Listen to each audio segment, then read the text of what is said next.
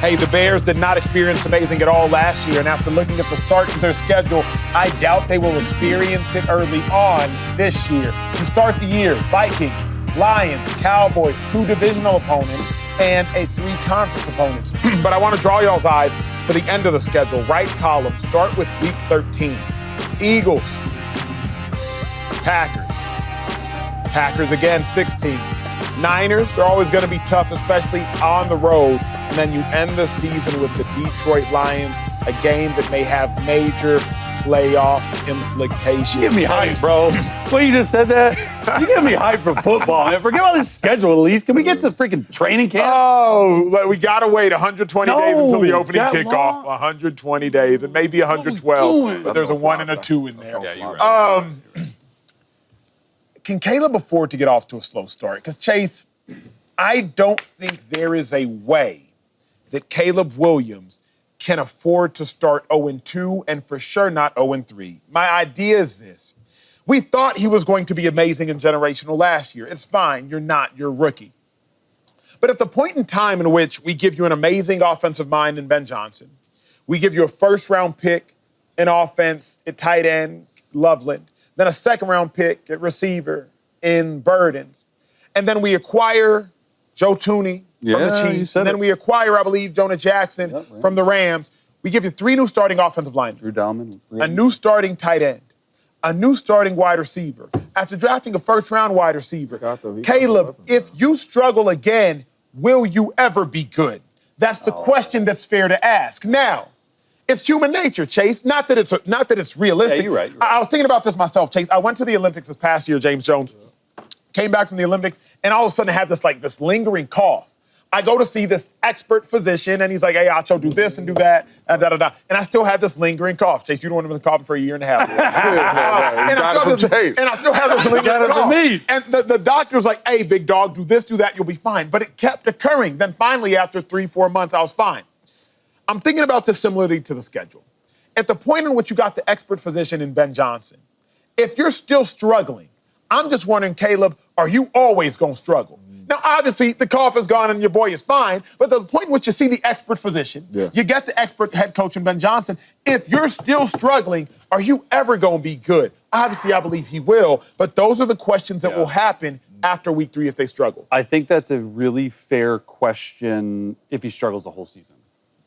I don't know if I can go as far for me personally in saying, hey, that question is good if he starts 0-4. Right? I do think that with a new head coach and I was going to name all those guys, thank gosh you did, because they loaded up. I came up here and said, hey, I think the Chicago Bears won the NFL draft. Hey, they've done amazing things revamping that offensive line. At the end of the day, it falls on Caleb. And for me to say, hey, can he afford to start slow? The answer is no.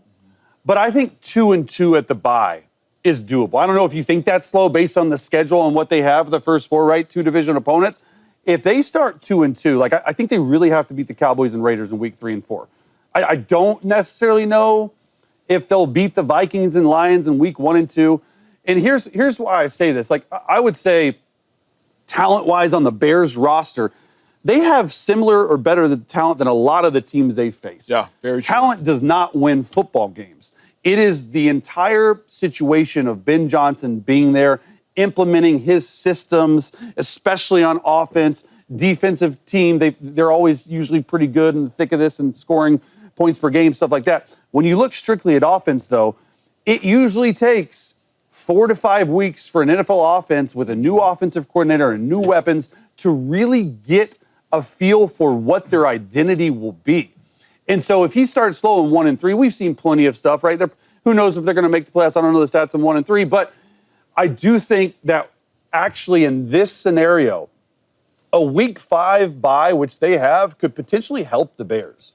It could help them in a couple ways. One, you can self-scout yourself after the first 4 games. Hey, what have we done well? What do we need to focus on moving forward? Focus on our strengths, make our weaknesses better. All right, are we a run the ball out of shotgun team? Are we a run the ball under center team?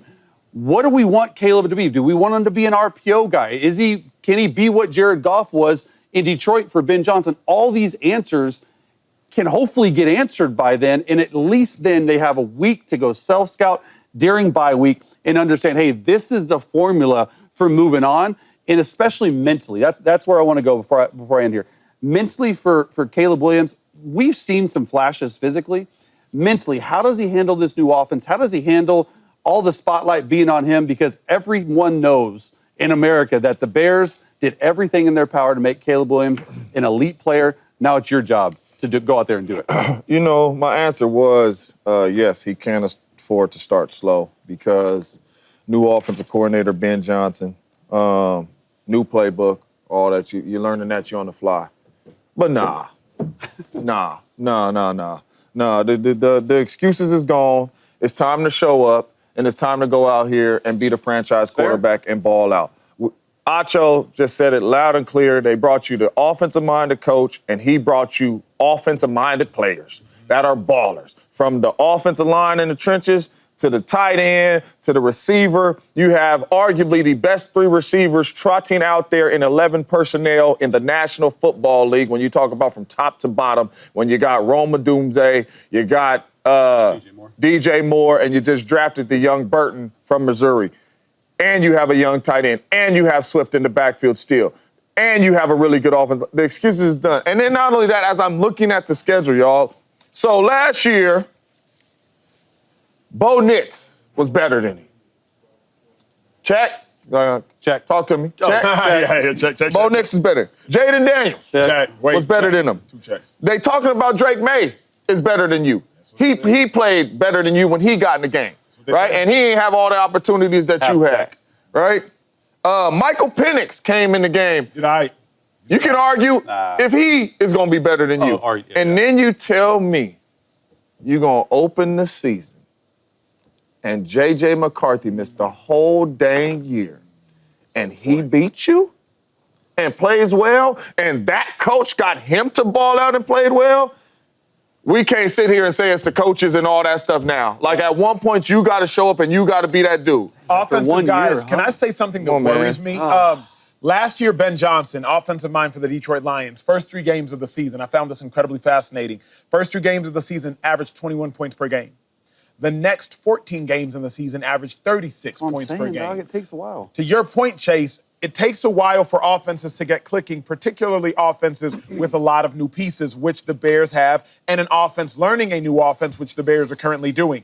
Ben Johnson's Lions last year, 21 points per game in the first 3 games, and they were not playing world beaters. The Rams, the Tampa Bay Buccaneers, and the Arizona Cardinals. The next 14 games, they averaged 36 points per game. If the Bears, under Ben Johnson, start slow and only average 14 or 17 points per game before they make that jump. Yeah. Remember, you have an 11% chance of making the playoffs if you start 0-2. You have only a 12.9% chance of making the playoffs if you start 1-3. They better do what Chase Daniels has suggested and start 2-2. And before we get out of here, can we just throw up the schedule again? Because I might have to change my answer about if he can afford to get slow start. Because absolutely not, okay?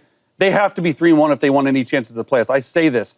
Take your eyes to week 6, the first game after the bye week, all the way to week 14. That's 9 games. 6 of those 9 games are away at the Commanders playoff team, at Baltimore. We think they're going to go for the AFC crown. At Cincinnati, going to be much better. At Minnesota, playoff team. At Philadelphia, playoff team. At Green Bay, playoff team. That road stretch will define the season of the Chicago Bears. I changed my answer. He has to start fast. And really quick, I just figured this out. And really quick, not only that, they are going to be watching Detroit tape. Yeah, no, that's true. And so you don't even know what Caleb Williams is going to look like or what this style of offense is going to look like. The Minnesota Vikings got to watch Jared Goff and Detroit tape. The offense is going to look different because of Caleb Williams' legs. They should be able to start off fast, knowing that they're going to be able to catch some of these defenses off guard. What up, YouTube family? Welcome to the facility. Thanks for watching, and you better be sure to hit that subscribe button if you want to get more highlights from the show and all of our exclusive content.